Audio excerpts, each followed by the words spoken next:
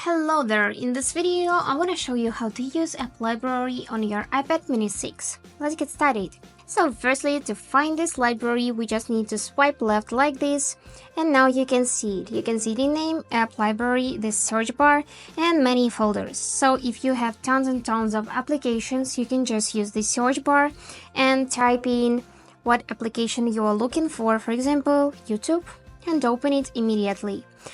Also, you can find here many folders, and if you just tap it, you'll see all of the applications which this folder includes. If you would like to move this App Store, for example, to the home page, you just need to press and hold it like this, so everything will be shaking. Let's just wait a couple of seconds. Now it's shaking, and now we just need to choose the page.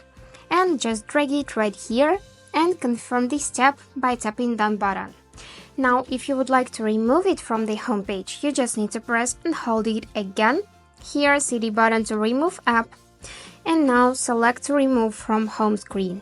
But you will be able to find it in the app library still. And that's it for today. I hope this video was useful and thank you for watching.